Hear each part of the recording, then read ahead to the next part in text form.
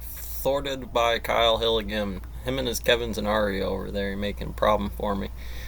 A good problem. I'm happy to work with the team. Just wish I was getting a cut of the action. Just the little fringe benefit. A marshmallow, a cup of coffee would do. And you get plenty of Kevins. Honestly, there, boss. I gotta think about this one for a minute. But for real. But for real. Inside of here, I think that this is where about as close to the bottom as I've come so far. And I love that binding energy graph. I was looking for that thing forever. And I said something about it earlier in one of my videos talking about how uranium's on it. I just couldn't find it. And I love how he did both of them, though. That's going to bring me into some of my black body problem about changing over. There's certain graphs where this is Y. And that blows your mind because generally you consider that XY graph for what it is. Down here, that doesn't matter because it's all about charge. It wants to be big bangy omega limits, but we're going to turn omega on its side and it's going this way, this way. So that means like I got a backyard, lawnmower. It's out of gas. I put gas into it on a sunny day and that just lights into fire. I'm in Texas. But that's one of the ways in which it gets there that we're not really quantifying here because in most states, heat and light and sound and mass defect is light doesn't weigh anything approximately, but because of the action of going in there and what wave function it was on, was it like gamma for a very short lifetime, which is essentially impossible to measure because we can't, explode a lawnmower like that in my backyard on hertz. Just the cycle of intensity and frequency. It's going to be hard to throw that ball up in the air and graph a point unless it's a tennis ball and I find some way to make that tennis ball not only release its paint on the canvas above me at an approximation distance. We're a DT, inside here about FG, a particle coming down and a particle going up, how they're equal opposite to each other. The moon is pulling on it, but we see tidal forces. Okay, so that means that there's a point, Kepler over here, about when that point is dragging across there that you'll see that aspect. And because of that, there's some squishy in and some squishy out about why there's also a tide on the other side as well, instead of it being pulled down in. And it might be. I'm not really sure about that one, Salty, if it's that type of tide inverse or if they're both up because it squeezes it and makes it go around, and depending on which angle it's in, it's going to be more appropriate to jumping some order or always conventionally looking at it like it is what is up and what is down. This is the positive charge of the protons, or these heavier aspects which are greater than that, and there are times when I need to consider the entropy of the room that fluffed it up or compressed it, compressed matter science that allowed it to say, well, all these electrons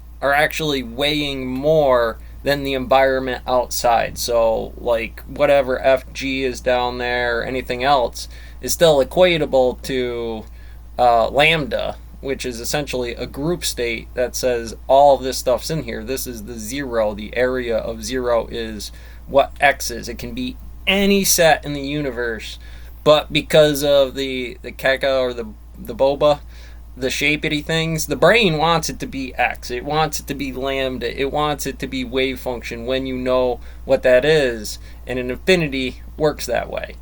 So you'll get a lot of these chart diagrams. Is it doing that? Then that's the oscillation pattern. In the morning, AM, GM, tracking the sun charts is going to be one of the ways that say individually as an electron. There it is out in space, just being sunshine. And that against the system is bigger than zero because I'm approximate. My black body radiation problem against that is magnitudes less. And then you consider a black hole that might be into this mix. But for orbitals in Kepler's first and second law, for Newton's first and second law, there's Gresham's on what experimental data that we have. Are we aware photoelectrically that stuff was something that you can use as a catalyst to say, oh, Well, that's the electron and proton. This is the negative value when I'm saying it's the answer. And how do you get there is the answer. All the working joules in the board factory that make a pallet of stone or a pallet of board is essentially a proton. This finished value is its form in some space-time quintessence of it moving through the process. Getting rabbit.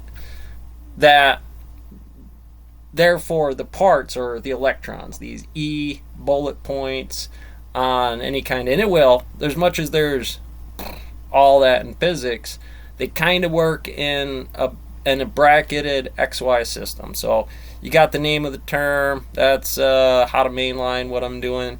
It could be binomial, it could distribution. Well, you got both of them right there. So as long as I have both of them, then I'll start to put in torque, because the equations are the same with differences between terms.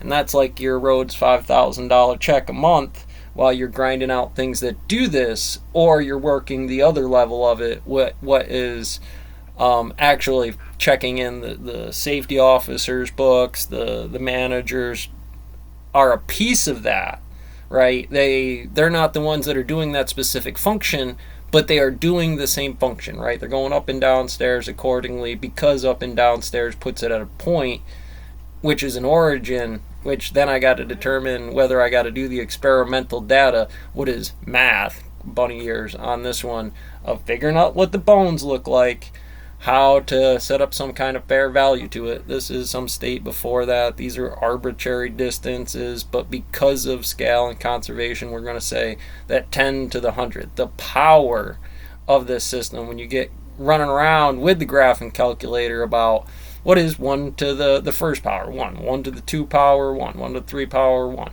1.5 to the first power, second power, third power, and so on and so forth, to build that pattern recognition, and then say, well, that's an interesting way to deal with the scale in one sense, and also the 0 degree of switching off Kelvin to Fahrenheit without having to worry about 9/5 or Kelvin or Celsius drops right to it. So are we arguing, some way where I'm trying to figure out how to go up or down accordingly inside of there, so I can maintain both those wave functions and keep it soidinally? So that's roughly the intensity I'm looking for, because when I have outliers, I obviously don't have fx, the devil in the details here. It's some kt by a time function, because like the circle or a line, you're kind of breaking some rules of conservation.